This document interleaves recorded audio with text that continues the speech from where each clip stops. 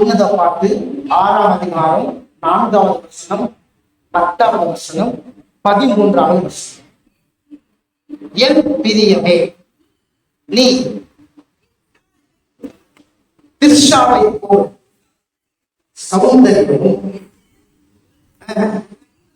எருசலேமை போல் வடிவமும் கொடிகள் பறக்கும் படையை போல் என்ன ஆனவள்? கொடியுமானவள். 10வது வசனம். சந்திரனை போல் அழகும் சூரியனை போல பிரகாசமும் கொடிகள் பறக்கும் படையை போல்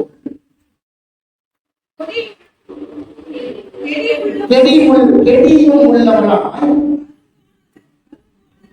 அருணாலயம் போல் உதிக்கிற இவள் 10ஆம் வசனம். 13ஆம் வசனம், 13. திரும்பி வா, திரும்பி வா, சூழமெத்தியே நாங்கள் உன்னை பார்க்கும் படிக்கு திரும்பி வா, திரும்பி. இந்த உலக பாட்டு 6ஆம் அதிகாரம் 4வது வசனம், 10வது வசனம், 13வது வசனம். திரும்பி வா என்று உன் நேர்த்தர் உன்னை அழைக்கிறார். இந்த உன்னத பாட்டு ஒரு ஆணும் ஒரு பெண்ணும் அல்லது நேர்த்தர் மணவாள் அல்லது ஒரு கணவன் மனைவி, இப்படி இவர்களுக்குள்ள நடக்கிற ஒரு சம்பாஷணை தான் இதை நம்ம கவனிக்க முடியும். இதுல சில பேர் எப்படி சொல்றாங்க அப்படின்னா, இதை எழுத்தின்படியே பாருங்க, ஏன்னா சில விஷயங்களை வியாக்கியானம் பண்ண முடியாது அப்படின்னு சொல்லி. ஆனா இத ஆவிக்குரிய பிரகாரமாக தான் நாம இத கவனிக்கணும். இங்கே 4வது வசனத்துல 2 பட்டணங்களை பற்றி சொல்லப்படுகிறது. ஒன்று திர்ஷா, ஒன்றது நீங்க மறக்க மாட்டீங்கன்னு நினைக்கிறேன். 2வது எருசலேம். 2வது எருசலேம்.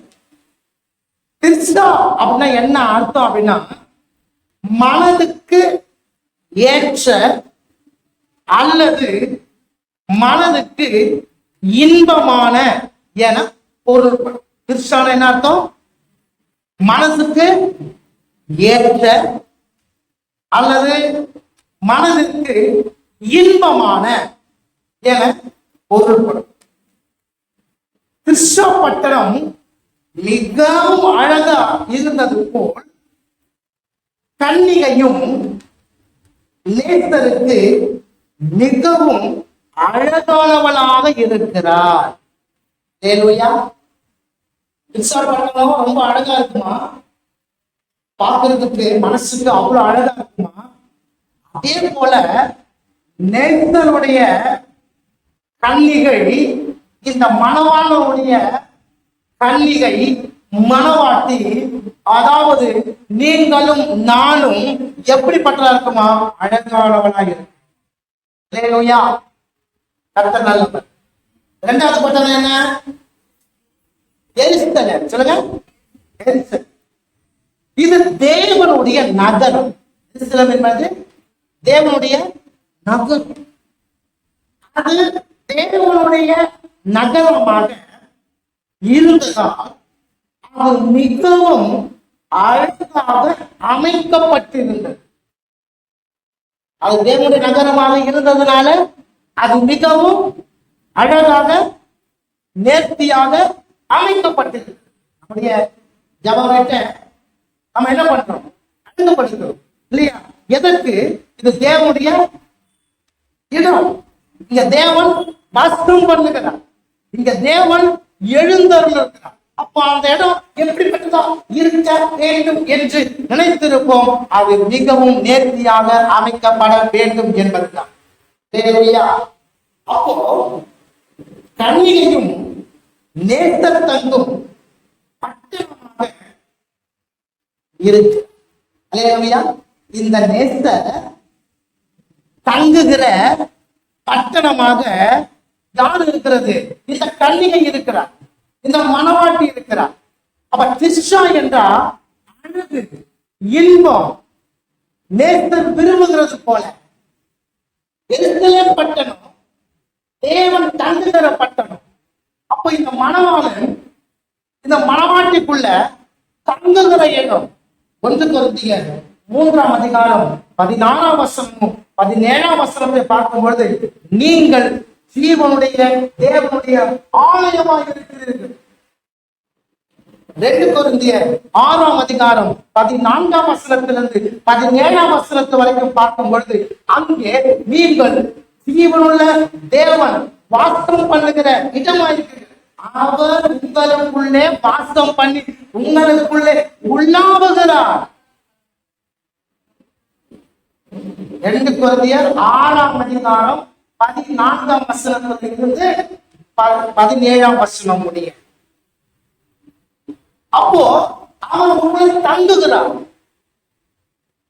யோவான் சுவிசேஷம் 1ஆம் அதிகாரம் 14ஆம் வசனத்தை பார்க்கும் பொழுது, அவர் எப்படிப்பட்ட அந்த வார்த்தை மாம்சமாகி கிருபையினாலும் சத்தியத்தினாலும் நிறைந்தவராய் அவர் நமக்குள்ளே வாசம் பண்ணி. அல்லேலூயா. நல்ல ஒரு காரியத்தை புரிந்து கொள்ளுங்கள். எவ்வளவு பட்டணம் இருக்கிறது, எவ்வளவு ஊர்கள் இருக்கிறது, எவ்வளவு கிராமங்கள் இருக்கிறது.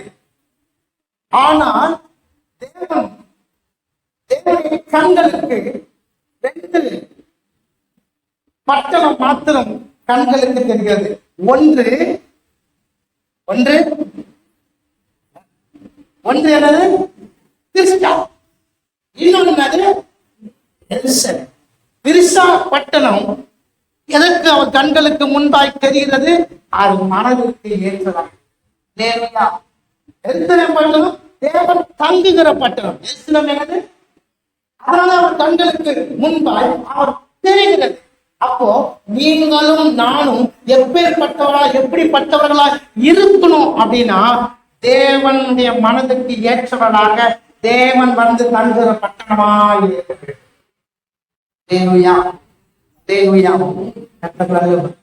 ஆமென். 10ஆம்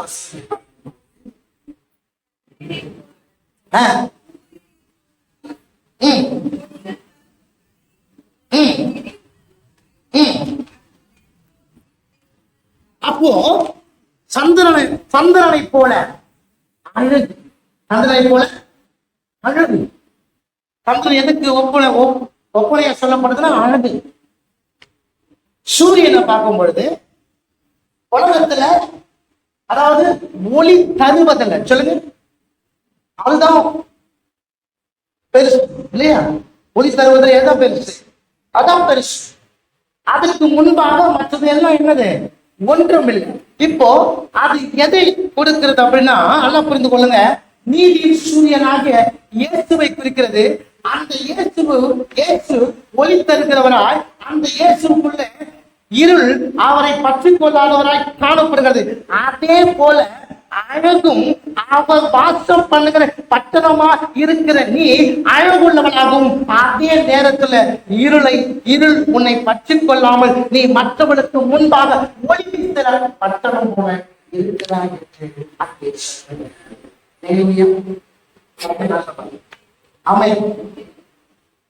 இந்த 4ஆம் வசனத்திலையும் இந்த 10ஆம் வசனத்திலும் 2 காரியம் சொல்லப்பட்டிருக்கிறது. ஒன்று, கொடிகள் பறக்கும் படையை போல. என்ன சொல்லப்பட்டிருக்கிறது? கொடிகள் பறக்கும் படையை போல தெரியுமானவன் அப்படின்னு சொல்லப்பட்டிருக்கு. கொடிகள் எதை அடையாளப்படுத்துகிறதுனா ஜெயத்தை அடையாளப்படுத்துகிறது இல்லையா? கொடி எதுக்கு ஏற்றுவாங்க? ஜெயம் பெற்ற பெற்ற என்ன பண்ணுவாங்க? கொடி ஏற்றுவாங்க. அப்ப கொடி எதற்கு கொடி பறக்குது அப்படின்னா அதை எது அடையாளப்படுத்துகிறது அப்படின்னா அது ஜெயத்தை அடையாளப்படுத்துகிறது. அடுத்தது சொல்லப்படுகிறது கெடியமானவள், அதாவது கன்னிகை தனிமையானவள் அல்ல.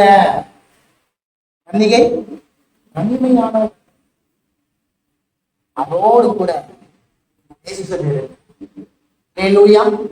அப்போ இந்த உன்னத பாட்டு 6ஆம் அதிகாரம் 4வது வசனம் 10வது வசனத்தை நாம கவனிக்கும் பொழுது என்ன சொல்லப்படுதுன்னா, ஒரு மணவாளனும் ஒரு மணவாட்டிக்கும் உள்ள இந்த உறவை அது வெளிப்படுத்துகிறது. இப்ப இந்த மணவாளனுக்கு ஏற்ற காரியம் என்ன? இந்த மணவாளன் என்ன நினைக்கிறான்னா, மணவாட்டி அழகா இருக்கணும், பார்ப்பதற்கு இனிமையா இருக்கணும், என் இருதயத்துக்கு ஏற்றவளா இருக்கணும். காரணம் என்ன? நான் தங்குகிற இடம் அது. லேலுயா லேலுயா. இது மணவாளனுடைய. மணவாட்டி என்ன சொல்லணும்? 3ஆம் வசனத்தை வாசிங்க. என்ன சொல்லணும்? நான் என் நேசருடையவள், என் நேசர். மணவாட்டி என்ன சொல்லணுமா? நான் என் நேசருடையவள், என் நேசர் என்னுடையவள். புரியுதுங்களா?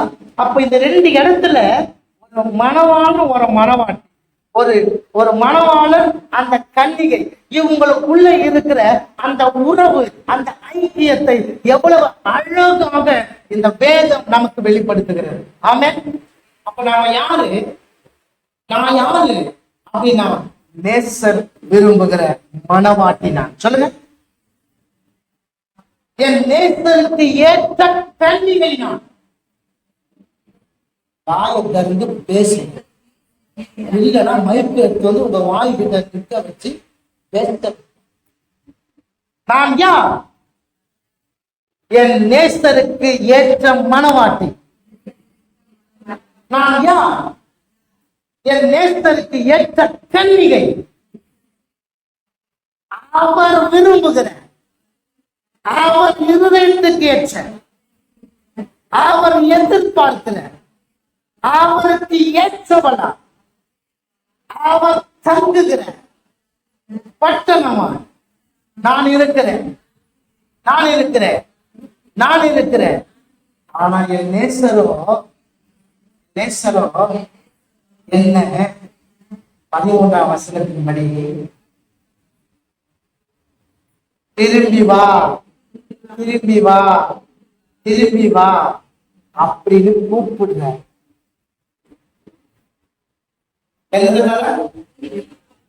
நான் இப்படிதான் இருக்கணும், நான் இப்படிதான் செய்யணும், 4ஆம் வசனம் 10ஆம் வசனத்தின்படி இருக்கணும். ஆனா என் நேசருடைய இருதயத்துடைய ஏக்கம் என்ன? சுலபித்தியே திரும்பி பார்த்து கூப்பிட, திரும்பி வா. ஆண்டவருக்கு வாக்குப்பல் இருக்கிறார். சங்கீத புஸ்தகம் 1:3 படி, நீ நீர் பாய்ச்சலான தோட்டத்தை போலவும், அப்படியே சொல்லப்பட்டிருக்கு. நான் என்ன சொல்ல, 1:1 2:2 3:3 அதுதான். அப்ப என்ன அப்படின்னா, நான் சொல்லும் பொழுது பாஸ்டர் இது இல்ல பாஸ்டர், பாஸ்டர் இப்படி வரணும் அப்படி சொன்னா நீ என்ன பண்ற? தினமும் அதை கவனிக்கிற, தினமும் அதை வாசிக்கிற, அப்படி நான் ஏற்றுக்கொள்வேன். நான் சொல்லும் பொழுது நீ கேட்டுக்கிட்டு திருப்பி சொன்னா அப்ப என்ன அர்த்தம்? அதன் மேல உன் கவனம் இல்ல. லேலுயா. இப்ப வாசிங்க. கால்களின் ஓரமாய் நடப்பட்டு. யார் காலத்துல? அடுத்தவங்க காலத்திலயா? எசேக்கியாவுக்கு அந்த வருஷத்தை கூட்டி கொடுக்கும் போது 3 வருஷத்துலயா இல்ல உன் பிள்ளைங்க வருஷத்துல பிரச்சனை வந்து நான் நல்லா இருக்கணும், என் பிள்ளைங்க வருஷம் அடுத்த காலத்துல இந்த மாதிரி சொல்லக்கூடாது. கண் காலத்துள் கண்கணியை தந்து இலை உதிராதிருக்கிற மரத்தை போல் இருப்பான். தானியேலாகிய நான் செய்வதெல்லாம் வாய்க்கும். ஹல்லேலூயா. நீ வாய்க்கணும் அப்படின்னு கர்த்தர் சொல்லிட்டாரு. வார்த்தையை சொன்னாரு, நீ அவளுடைய திருஷம், நீ அவளுடைய எரிசலம் பட்ட, நீ அவளுடைய கொடிகள் பறக்கும் படையா இருக்கிற. ஹல்லேலூயா. கர்த்தர் நல்லவர். நான் சொல்றது விளங்குதா? தலையை கொண்டு ஆட்டு போயிடக்கூடாது. நான் சொல்றது விளங்குதா இல்லையா? திருஷப்பட்டணும் மனதுக்கு ஏற்றது, மனதுக்கு இன்பமானது. பட்டணம் தேவன் தங்குகிற வாசம் பண்ணுகிற பட்டணம்.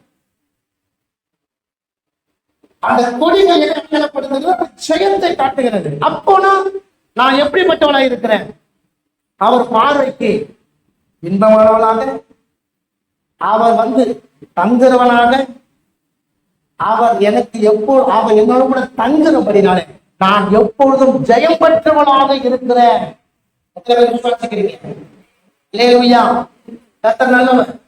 அப்போ தேவன் என்ன பண்றார் அப்படின்னா, அவர் ஒரு வாக்கு பண்ணிருக்கிறார். எதுக்கு இந்த வாக்கு பண்ணிருக்கிறார் அப்படின்னா, அவர் உன்னை நேசிக்கிறதுனால, அவருடைய பார்வைக்கு நீங்க இன்பமா இருக்கிறபடி, அவர் வந்து தங்குற பட்டணமா இருக்கிறபடி, அவர் உங்க மத்தியில தங்குகிறபடினாலே, ஜெயம் பெற்றவளா நீங்கள் இருக்கிறபடினாலே இந்த ஜெயத்தோட வாழ்ந்து அவர்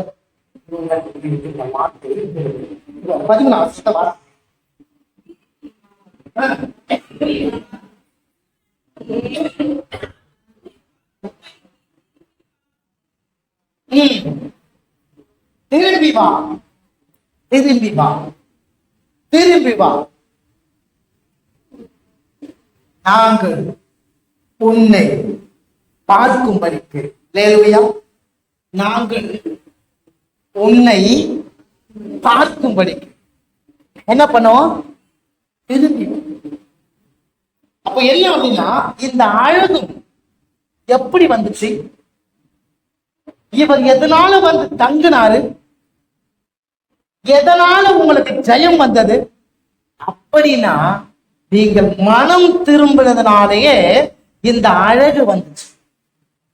புரியுதா? அதுக்கு முன்னாடி பாவத்திலையும் பாவத்தினுடைய அந்த சாக்கடையிலையும் நாம இருந்தோம் இல்லையா? பாவத்துல வாழ்ந்திருந்தோம். பாவத்துல வாழ்ந்திருக்கும் போது நமக்குள்ள அழகு இருக்காது. அது எப்படி இருக்கும்னா, பார்க்கிறதுக்கு அருவருப்பா இருக்கும். ஆனா கர்த்தருடைய வார்த்தை நமக்குள்ள வந்த பிற்பாடு நாம் மனம் திரும்பி கர்த்தராக இயேசுவை சொந்த இரட்சகராய் ஏற்றுக்கொண்டபடினாலே அவருடைய இருதயத்துக்கு ஏற்றவனாய் மாறி இருக்கிறோம். ஆமென். ஆமாவா இல்லையா? ஹல்லேலூயா. அப்ப மனம் திரும்பினதுனால இப்போ முன்னாடி பாவத்துக்கும் உலகத்துக்கும் உலகத்தினுடைய ஆசா பாசங்களுக்கும் மற்ற பெருமைகளுக்கும் நாம் கண்கள் இச்சைக்கும் உலகத்தின் பெருமைக்கும் ஜீவனத்தின் பெருமைக்கும் மாம்சத்தின் இச்சைக்கும் நாம் இடம் கொடுத்து இருக்கிறோம். ஆனால் இப்பொழுது அந்த காரியத்தை விட்டு வெளியே வந்ததுனால இப்போ அவர் தங்குகிற பட்டணமாக இருக்கிறோம்.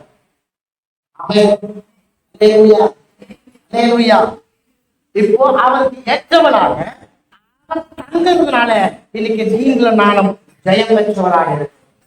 அல்லேலூயா. அப்படி இருக்கும் பொழுது ஏன் திரும்பி வா என்று அவர் சொல்லுகிறார் அப்படின்னா, நாம இப்போ எங்க இருக்கிறோம் அப்படின்னா, இந்த ஆசீர்வாதத்தை சுதந்திரித்துக் கொள்வதற்கு பாத்திரவானாக நாம் மாற வேண்டும் என்று சொன்னால் நாம என்ன பண்ணணுமா? திரும்பி வரணுமா? என்ன வரணும்? என்ன வரணும்? திரும்பி வரணும். என்ன திரும்பி வரணும்? இப்போ நாம அந்த ஆசீர்வாதத்துக்கு ஏற்றவனாக நாம் இல்லாதபடியினாலே ஆண்டவர் சொல்லுகிறார். வெளிப்படுத்துற விசேஷத்துல பார்க்கும் பொழுது கர்த்தர் சொல்லுகிறார் என்ன அப்படின்னா, ஆதியிலே கொண்டிருந்த அந்த விட்டுட்ட ஆதியிலே கொண்டிருந்த அன்பை விட்டுட்டோம். கொஞ்சம் நினைச்சு பாருங்க, கர்த்தராகிய இயேசுவை சொந்த ரட்சகராய் ஏற்றுக்கொண்ட அந்த நாளில, அந்த நாட்களில நீங்க எப்படி இருந்தீங்க? நாம எப்படி இருந்தோம்? நான் ஜபத்துக்கும் போவோம், வேதத்தை வாசிப்போம், எதுக்கு எடுத்தாலும் கர்த்தர் கர்த்தர் கர்த்தர் கர்த்தர் சொன்னோம். வேதத்தை எடுத்து வாசிப்போம். வேதத்தில் என்ன சொல்லப்பட்டிருக்குது? இந்த வேதத்தை புரிந்து கொள்வதற்கு மற்றவங்க பேசுறாங்களே, இந்த வார்த்தை எனக்கு புரியலையே, எப்படியாவது நான் கற்றுக்கொள்ளணும், எப்படியாவது அறிந்து கொள்ளணும், இந்த வார்த்தையில் இருக்கிற ஆழங்களை தெரிந்து கொள்ளணும். எவ்வளவு வாஞ்சையா இருந்தோம். அந்த ஆதி அன்பு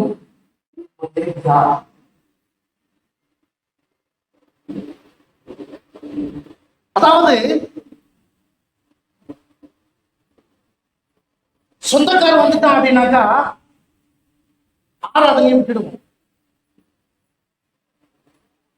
ஒரு பங்கன் அப்படின்னா ஆராதனையை விட்டுருவோம். உடம்பு சரியில்லை அப்படின்னா ஆராதனையை விட்டுருவோம். உனக்கு ஒரு தேவை சந்திக்கப்படணும், அந்த காசு வேணும், அந்த காசு போய் என்ன பண்ணணும்? நான் போய் இன்னொருத்தர்கிட்ட நான் வாங்கணும் அப்படின்னாக்கா, இப்ப நான் ஆராதனைக்கு போகும்போது பரவாயில்ல, ஆராதனையை தள்ளிட்டு இப்ப நம்ம எங்க போவோம், அங்க போவோம். நம்ம இப்படி ஈஸியா தள்ளுகிற ஒரே காரியம் எது அப்படின்னா தேவனை தேடுவது மட்டும்தான். ஆனா தேவனை தேடினா இது எல்லாமே உங்களுக்கு வரும் என்பதை நாம மறந்து போயிட்டேன். அந்த அன்பு இருந்தது, இன்னைக்கு அந்த அன்பு இருக்குதா? அதனாலதான் ஆண்டவர் சொல்றாரு, இந்த அன்பு உனக்கு வந்ததுக்கு காரணம் என்ன? நீ மனம் திரும்பினதுனால. சொல்லுங்க, எதனால வந்தது? மனம் திரும்பினதுனால. அப்ப இந்த மனம் திரும்புதல் என்பதுதான் வேதத்தினுடைய முக்கிய செய்தி மாத்திரமல்ல, நம்முடைய வாழ்க்கையின் முக்கிய சத்தியமே. கர்த்தர் நல்லவர். மத்தேயு சுவிசேஷம் 3ஆம் அதிகாரம் 2ஆம் வசனத்தை பார்க்கும்போது யோவான் ஸ்நானனுடைய முதல் பிரசங்கம் என்ன? மனம் திரும்புங்கள், பரலோக ராஜ்யம் சமீபத்தில் இருக்கிறது. யோவான் ஸ்நானனுடைய முதல் பிரசங்கம் மத்தேயு சுவிசேஷம் 3ஆம் அதிகாரம் 2வது வசனம். மத்தேயு சுவிசேஷம் 4ஆம் அதிகாரம் 17ஆம் வசனத்தை பார்க்கும்போது இயேசு கிறிஸ்துவின் முதல் பிரசங்கம் என்ன? மனம் திரும்புங்கள், தேவனுடைய ராஜ்யம் சமீபத்தில் இருக்கிறது. யோவான் ஸ்நானகனுடைய முதல் பிரசங்கம் மனம் திரும்புங்கள். ஆண்டவராகிய இயேசு கிறிஸ்துவின் முதல் பிரசங்கம் மனம் திரும்புங்கள். மார்க்கு சுவிசேஷம் 6ஆம் அதிகாரம் 12ஆம் வசனத்தை பார்க்கும் பொழுது 12 சீஷர்கள் அவருக்கு சொல்ல, அவங்க கர்த்தரை விட்டு புறப்பட்டு போகும்போது சொல்ல வார்த்தை, அவர்கள் புறப்பட்டு போய் மனம் திரும்புங்கள் என்று பிரசங்கித்தார்கள். அவங்களுடைய முதல் பிரசங்கம் என்ன? மனம் திரும்புங்கள். யோவான் ஸ்நானனுடைய பிரசங்கமும் அதான், இயேசுவுடைய முதல் பிரசங்கமும் அதான், அவருடைய சீஷருடைய முதல் பிரசங்கம் தான் மனம் திரும்புங்கள். ஹல்லேலூயா. உயிர்த்தெழுந்த இயேசு லூக்கா சுவிசேஷம் 24ஆம் அதிகாரம் 47ஆம் வசனத்தை பார்க்கும்போது உயிர்த்தெழுந்த இயேசுவின் முதல் பிரசங்கத்துடைய கட்டளை என்ன? மனம் திரும்புங்கள். அப்போஸ்தலர் நடபடிகள் 2ஆம் அதிகாரம் 38ஆம் வசனத்தை பார்க்கும்போது அப்போஸ்தலர் நடபடிகள் 2ஆம் அதிகாரம் 38வது வசனத்தை நாம் பார்க்கும்போது அங்கே மனம் திரும்பின இந்த ஆதி விசுவாசிகள் செய்த முதல் வார்த்தை என்ன அப்படின்னா பிரசங்கி, மனம் திரும்பு. அப்போஸ்தலர் நடபடிகள் 20ஆம் அதிகாரம் 26ஆம் அதிகாரம் 21ஆம் வசனத்தை பார்க்கும்போது பவுலுடைய ஊழியத்துல அவருடைய முக்கிய செய்தி என்ன? மனம் திரும்பும். வெளிப்படுத்துற விசேஷம், அந்த விசேஷத்துல வர சபைகளுக்கு தேவன் சொல்லுகிற சத்தியம் என்ன? 7 சபைகளுக்கும் மனம் திரும்புங்கள், மனம் திரும்புங்கள், மனம் ஹல்லேலூயா. மனம் திரும்பினால்தான் அழகு வந்துச்சு. 1 யோவான் 2ஆம் அதிகாரம் 16ஆம் வசனத்தை வாசிங்க. 1 யோவான் 2ஆம் அதிகாரம் 16வது வசனம்.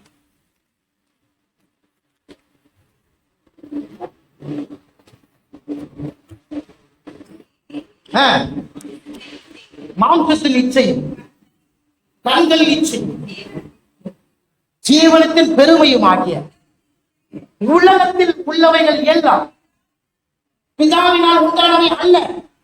அவைகள் யாரால உண்டாச்சு? உலகத்தினாலே உண்டானதால. அதனால நம்ம கரைப்பட்டு இருந்தோம். இந்த 3 காரியத்தால நாமும் நம்முடைய வாழ்க்கை, நம்முடைய இருதயம் கரைப்பட்டு இருந்துச்சு. இப்ப அதுல இருந்து மனம் திரும்பினால நாம் அழகுள்ளவளாக நாம் மாறி இருக்கிறோம். அதனால எருசலேம் பட்டணம் எப்படி தேவன் தங்குகிற பட்டணமா இருக்கிறதோ, அதே போல இந்த மணவாளன் நேசர் வந்து தங்குகிற ஒரு பட்டணமாக நாம் இருக்கிறோம். அப்ப நம்முடைய எண்ணங்கள் எப்படிப்பட்டதா இருக்கணும்? நான் என் நேசருக்கு அழகானவளாக, நான் என் நேசர் வந்து தங்குகிற பட்டணமாய் இருக்கணும். உலகத்துல எத்தனையோ பேர் இருக்கிறாங்க, எங்களுடைய கிராமத்துல எத்தனையோ பேர் இருக்கிறாங்க, எங்க ஊர்ல எத்தனையோ பேர் இருக்கிறாங்க. அவங்கள நான் சாரக்கூடாது. நான் எப்படிப்பட்டவளாக இருக்கிறேன்? என் நேசருக்கு, அவளுடைய இருதயத்துக்கு இன்பமானவளாக, அவர் வந்து தங்குகிற பட்டணமாக நான் இருக்கிறேனா? உன்னை நீயே ஆராய்ந்து அறிந்து பார். இந்த காலை வேளையில கர்த்தருடைய வாக்கு தத்தமும் உன்னிலே வந்து சேரணும் அப்படின்னா, நீ அவருக்கு ஏற்றவளாக, அவர் வந்து தங்குகிற பட்டணமாக நீ இருக்கணும். நீ கவனிக்கணும். இந்த பாட்டுல இந்த 2 பட்டணத்தை குறித்து சொல்லுகிறாங்க அப்படின்னா, ஏன் எத்தனையோ பட்டணம் போது ஏன் இந்த 2 பட்டணத்தை பத்தி சொல்லணும்? அப்பனா அந்த இந்த புஸ்தகத்தை எழுதினவருக்கு, இந்த வேத வசனங்களை எழுதினவருக்கு ஆவியானவர் 2 பட்டணத்தை மாத்தான் ஹைலைட் காமிச்சிருக்கிறார் பாருங்க. அதே போலதான் உங்களையும் என்னையும் காட்டணும். இப்ப நீங்க அல்லையா சொல்ல மாட்டீங்க. கர்த்தர் 10 கோடி கொடுக்கிறாரு, நீ அவருக்கு ஏற்ற மனவாட்டியாக, அவனுக்கு ஏற்ற நேச குமாரா இருந்தாக்கா உனக்கு தேவையான அவரை கொண்டு வந்து தருவார். அல்லேலூயா சொல்லு. கிறிஸ்துவ வாழ்க்கை என்பது கிருபை பெருகும்படியா. கிறிஸ்துவ வாழ்க்கை என்பது ஆசீர்வாதத்தை நாம் தேடி போக வேண்டிய அவசியம் இல்லை. ஆசீர்வாதம் என்ன தேடி வரும்? சொல்லுங்க. ஆசீர்வாதத்தை நான் தேடி போவதல்ல, ஆசீர்வாதம் என்ன தேடி வரும். வெள்ளியும் பொண்ணு இடத்துல இல்ல, என்கிட்ட இருக்கிறத உனக்கு தர. நசரேயனாகிய இயேசுவின் நாமத்தினால எழுந்து நட. அப்போஸ்தலர் நடவடிக்கைகள் 3ஆம் அதிகாரத்தில் இந்த சம்பவம் நடக்கிறது.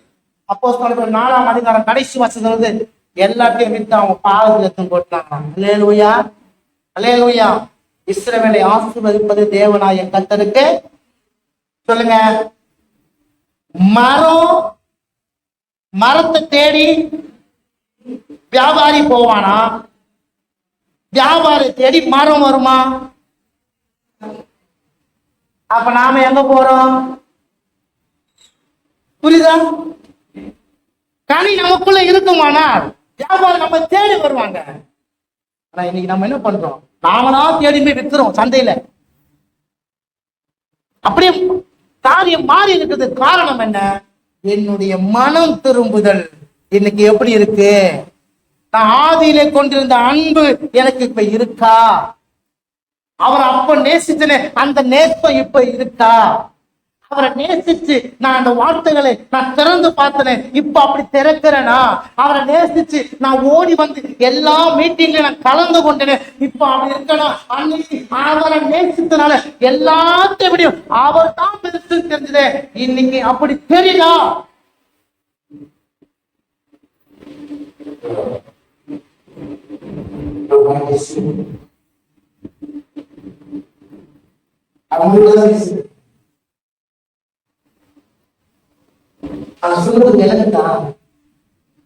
ஆதியில கொண்டிருந்த அன்பு இப்ப நமக்கு இல்லாததுனாலதான் இன்னைக்கு ஒவ்வொரு காரியமும் நமக்கு பெருசா இருக்கு. ஒரு காரியம் இருக்குது, உலகத்திலே இருக்கிறவன் எனக்குள்ள இருக்கிறவன் பெரியவன மார் தட்டுவதில் அல்ல. ஒரு பிரச்சனை வரும்போது, ஒரு சூழ்நிலை வரும்போது, அந்த பிரச்சனை தான் இப்ப பெருசா நமக்கு தெரிய ஆரம்பிக்குது. அந்த சூழ்நிலை தான் பெருசா தெரியுது. ஆனா நம்ம சொல்லுவோம், வெளியே போய் சொல்லுவோம், நீங்க பயப்படாதீங்க, கர்த்தர் பெரியவர். சொல்றோமா இல்லையா? உங்களுக்கு எங்க போச்சு அந்த வார்த்தை? உங்களுக்கு இல்லையா முதல்ல? காரணம் என்ன? ஆதி அன்பு சொல்லுங்க போயிடுச்சு. அப்ப நான் இப்ப என்ன பண்ணணும் பாத்தீங்க,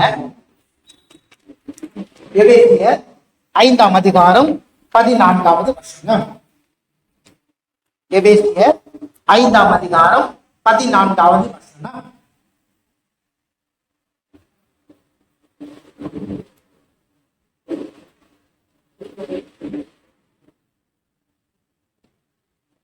எபேசியர் 5ஆம் அதிகாரம் 14வது வசனம்.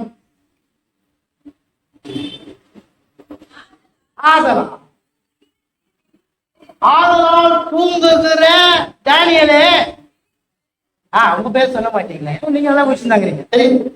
ஆதலால் தூங்குகிற தானியேலே, நீ விழித்து மரித்தோரை விட்டு நாம் ஜீவனுள்ள தேவனை ஆராதிக்கிறபடினாலே, ஜீவனுள்ளோருக்கு தேவனை ஆராதிக்க ஜீவனுள்ளோருக்கு நாம ஜனங்களா இருக்கிறோம். ஜீவனுள்ள ஜனங்களா இருக்கோம், மரித்தவர்களா இல்ல. ஆனா இப்ப என்ன பண்ணுவோம்? மரித்தோரை விட்டு எழும்பணுமா? மரித்தோரை விட்டு என்ன பண்ணுமா? தூங்கிட்டே இருக்கோம், மரித்த நிலைமை. எழுதுது. 2 கொரிந்தியர் 1ஆம் அதிகாரம் 9வது வசனம். 2 கொரிந்தியர் 1ஆம் அதிகாரம் 9வது வசனம்.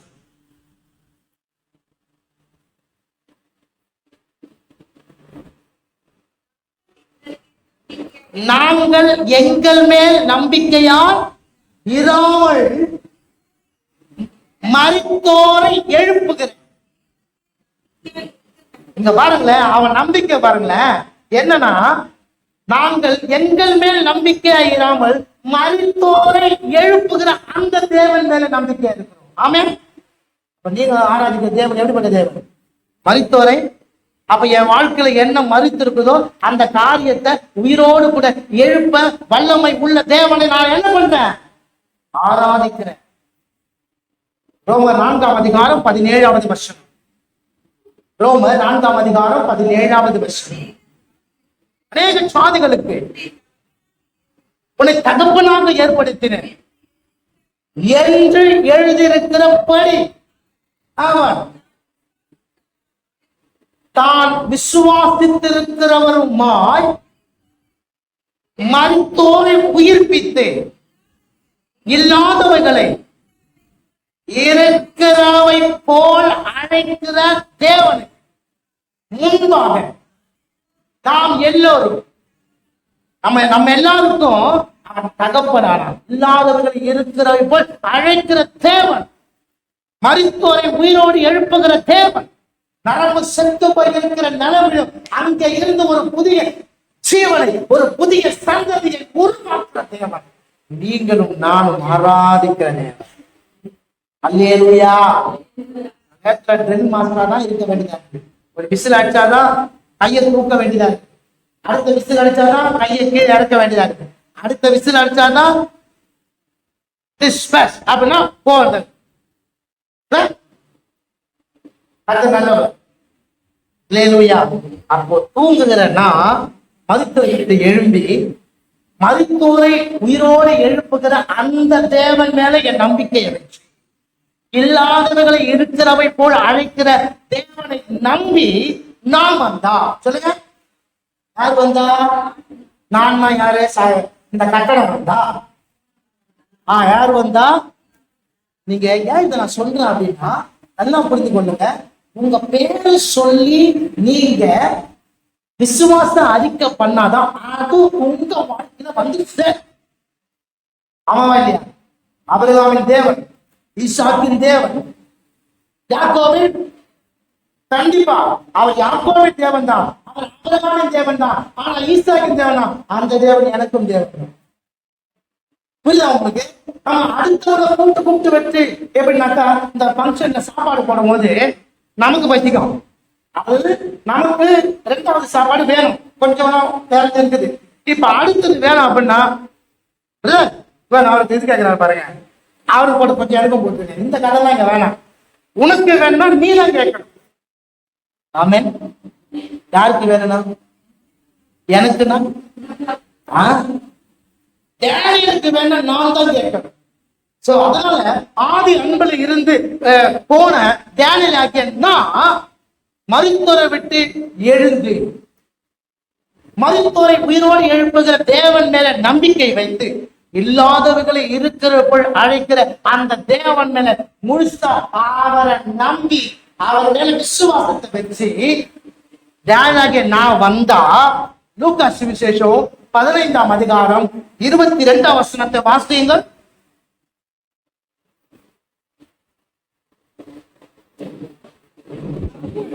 அப்பொழுது தகப்பன் தன் ஊழியக்காரனை நோக்கி, நீங்கள் யாருக்கு இந்த உயர்ந்த வஸ்திரம்? தன்னை விட்டு போன தன்னுடைய குமாரனுக்கு, தன்னுடைய தன் மேல வைத்திருந்த அன்பை அவன் புரிஞ்சுக்காம அவன் போனவனுக்கு, ஆதி அன்பை இழந்து போனவன் திரும்பி வந்தவனுக்கு தகப்பன் சொல்றாரு, அவனுக்கு உயர்ந்த வஸ்திரத்தையும் கொண்டு வந்து இவனுக்கு உடுத்து, அவன் கைக்கு என்னமா மோதிரத்தையும் அவன் கால்களுக்கு பாதரட்சையும் சரியா கட்டடத்துல மனம் திரும்பி வந்த அப்படின்னா நீ இழந்ததெல்லாம் கர்த்தர் 100 தடையாய் உனக்கு திருப்பி தருவார். அல்லேலூயா. அப்ப ஏன் கர்த்தருடைய வாக்கு எனக்குள்ள நிறைவேற்ற, கர்த்தருடைய வார்த்தை எனக்குள்ள வந்தோம், எதுக்கு எனக்குள்ள அது அபியாசம் பண்ண முடியல, ஏன் அது நிறைவேறல அப்படின்னா ஆதி அன்பு என்கிட்ட இல்லாத போச்சு. அல்லேலூயா. ஆனா நான் எப்படிப்பட்டவனா இருந்தேன் சொல்லுங்க? நான் எப்படிப்பட்டவனா இருந்தேன்? நான் ஒரு கிறிஸ்தா பட்டணத்தை போல, நான் எருசலேம் பட்டணத்தை போல, நான் படைகள் பறக்கும் கொடியை போல நான் இருந்தேன். அதாவது நான் அவருடைய இருதயத்துக்கு அவருடைய ஏற்றவள், அவருக்கு இன்பமானவள், அவர் தங்குற பட்டணம் போல ஜெயமுடைய ஜெய வீரனாய் நான் இருந்தேன். இன்னைக்கு அந்த ஜெயம் எனக்கு இல்லாததுக்கு காரணம் என்ன? என் அழகு போயிடுச்சு. என்னது என்ன போயிடுச்சு? இதை பத்தி கேட்டா நீங்க கரெக்டா சொல்லுவீங்க. என் அழகு போயிடுச்சு. என் அழகு போனதாலதான் இப்ப எனக்கு அந்த ஜெயம் இல்லை. அப்ப அந்த அழகு திரும்ப வரணும் அப்படின்னா நான் மறந்துடணும். அதான் அவர் கூப்பிடுறாரு, திரும்பி வா. திரும்பி வருவோமா? வரலாமா? வரலாமா? எப்படி திரும்பி வர முடியும்? எப்படி திரும்பி வர முடியும்? அதையும் நீங்களே சொல்லிடுங்க.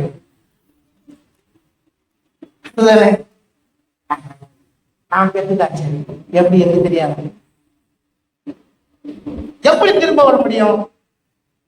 போய் கொஞ்ச நேரம் தேவ சமூகத்துல உட்கார்ந்து நான் ஆதியில தேவனை எப்படி தேடினேன், நான் ஆதியில தேவனை எப்படி விரும்பினேன், நான் ஆதியில தேவனை எவ்வளவு அன்பாக இருந்தேன், நான் ஆதியில பைபிளை எப்படி வாசிச்சேன், நான் எப்படி ஜெபம் பண்ணேன், நான் எப்படி எல்லா ஜெபத்தையும் கடந்து போனேன். இப்ப நான் அப்படி இருக்கிறேனா? கொஞ்சம் கேளுங்களேன். ஆவியில கூட பேசுவேன். அப்ப உங்க இருதயத்துக்குள்ள பேசும்போது உடனே ஒப்புரவாங்க. ஆண்டவரே, ஆவியானவரே, எனக்கு இதை தெரியப்படுறதுக்காக உமக்கு நன்றி, இதற்கு நான் கீழ்ப்படி எனக்கு உதவி செய்ய. அடுத்தடுத்து அடுத்தடுத்து அப்படி பேசணும். நீங்க அப்படி திரும்ப முதல்ல தங்கம். அப்ப ஒரு நோட்டு எடுங்க, ஒரு பேனாவை எடுத்துட்டு போங்க. இப்ப போய் எழுதுங்க. என்ன அப்படின்னா 24 மணி நேரம் இருக்குது. இதுல நான் சமைக்கிற நேரம், நான் வேலைக்கு போற நேரம், நான் தூங்குற நேரம், உங்களுக்கே தெரியும். இதெல்லாம் கழிச்சுடுங்க. இந்த நேரத்துல எப்போ நீங்க தேவன் கூட உட்கார்றீங்க, அப்படி உட்கார போறீங்க அப்படின்னு நோட்ல எழுதுங்க. ஏன்னா எப்பவுமே எல்லாமே கர்த்தர் சொல்லணும். சொல்லுங்க, எல்லாமே சொல்லணும். ஆனா இங்க அப்படி கிடையாது. எல்லாம் நாம தான் சொல்லணும். நான் 5 மணிக்கு ஜெபம் பண்ணுவேன், நான் 7 மணிக்கு ஜெபம் பண்ணுவேன், நான் மத்தியானம் 3 மணிக்கு ஜெபம் பண்ணுவேன். யார் சொல்றது? நான் தான் சொல்றேன். ஆனா நானே ஜெபம் பண்ண. நீங்களே தீர்மானம் பண்ணுங்க, எப்போ ஆண்டவரை நான் தேட போறேன். ஒரு எழுதுங்க. ஆதியில சில வார்த்தைகளை, சில காரியங்களை கடைபிடிக்கிறதுக்கு நமக்கு நோட்ஸ் ரொம்ப முக்கியம். ஆமாவா இல்லையா? ஸ்கூலுக்கு போனா என்ன கொடுக்குறாங்க? டைம் டேபிள் கொடுக்குறாங்களா? இந்த நேரத்துல இருந்து இந்த நேரம் வரைக்கும் என்னது? தமிழ், இங்கிலீஷ், மேக்ஸ் கொடுக்குறாங்களா இல்லையா? ஆமாவா இல்லையா? தப்ப டீச்சர் மாத்தி வந்தாக்கா என்ன சொல்லுவாங்க? பசங்க எவ்வளவு சந்தோஷம் அப்படி சொல்லுவாங்க. மாத்தி வர வேண்டாம்.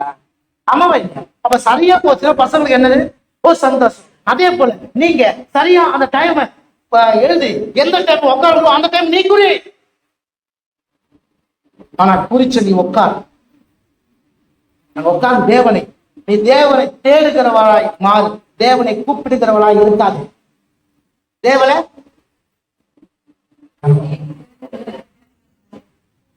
தேவனை தேடுகிறவனாய், தேவனை இருக்கக்கூடாது. தேவனை கூப்பிட்டா எனக்கு வயிற்று வலிக்குது, ஆண்டவரே எனக்கு விடுதலை தாங்க, விடுதலை வந்துடும். ஆனா அதுக்கப்புறம் வயிற்று வலி வருமா வராதா? எனக்கு தூரம் ஆண்டவரே, எனக்கு தலைவலி ஆண்டவரே, விடுதலை தாங்க, விடுதலை வருமா வராதா? ஆனா மறுபடியும் ஆனா வசனம் சொல்றது, கர்த்தரை தேடுகிறவருக்கும் ஒரு நன்மையும் ஒரு நன்மை எதுவுமே வராது. நான் சாட்சி, 2 விதத்துல சாட்சி. ஒன்று, பில்லி சூனிய கட்டுகளால நான் கட்டப்பட்ட என்னை கர்த்தர் விடுதலை ஆக்கினார். கர்த்தரை தேடினேன், இது வரைக்கும் அந்த காரியம் என்னை மேற்கொள்ள. அதை நான் வந்துட்டு இருக்கேன். இயேசு நாமம். என் தகப்பனுக்கு இருந்தது நாளை, என் அண்ணனுக்கு 3 பேருக்கு இருந்தது. ஆனா கர்த்தருடைய நாமத்தால உபவாசம் செய்து உபவாசம் பண்ணி அதை ஜெபம் பண்ண, அதை வேஸ்ட் பண்ண, இது நாள் வரைக்கும் வயிற்று வலி வரல. காரணம் கர்த்தரை முகத்தை தேடுகிறார். தேடுறவங்களா இருக்கீங்களா? கூப்பிடுறவங்களா இருக்கீங்களா? அவன் கூப்பிடுறவங்களா இருக்கிறதுனாலதான் என்ன நினைக்க தெரியுமா? அவர்கிட்ட இருக்கிற நன்மையை பார்த்துட்டு புரியுதா?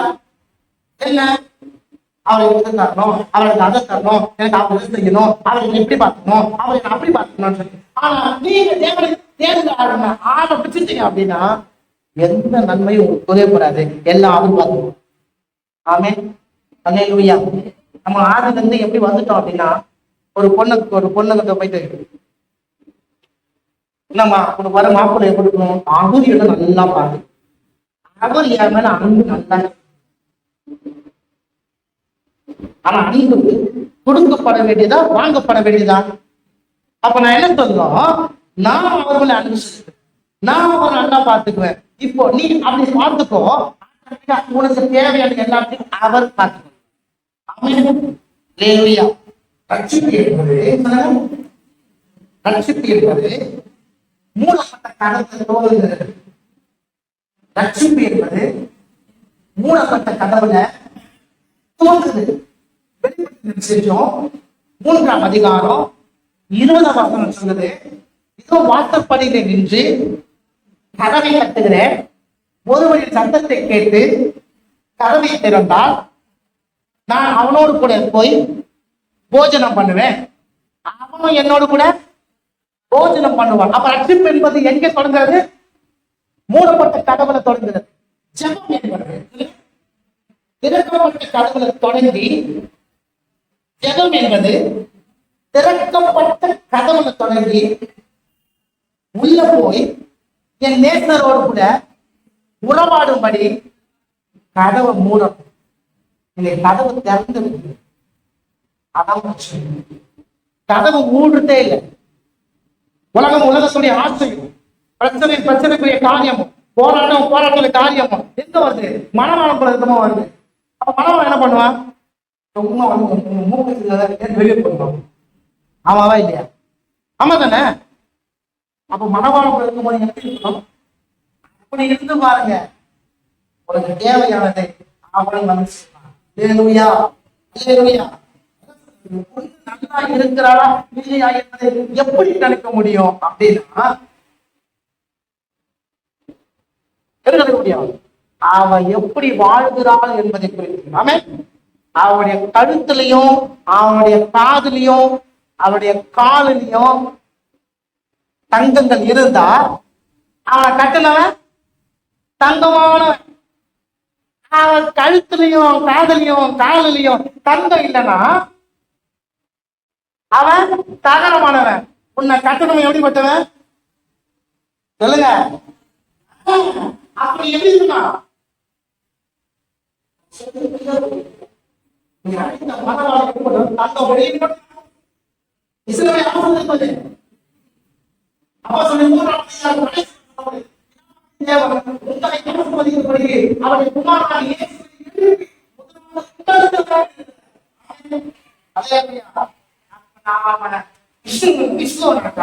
யாரு சரியில்லை சொல்லாம சொல்றேன். அல்லேலூயா ஆமென். என் பர்சுல என் பேக்ல என் பீரோல ஒளிச்சு வைக்க வேண்டிய அவசியம் இல்லை. தைரியமா எடுப்பேன். அல்லேலூயா. நான் திரும்பி வந்தேன். மறுபடியும் சரியா திரும்பி வந்தேன்னா எனக்கு வஸ்திரமும் மோதிரமும் பாதரட்சையும் இருந்தும் உண்டே நான் செய்வதெல்லாம் வாய்க்கும். ஆமென். கர்த்தர் உங்களை ஆசீர்வதிப்பாராக.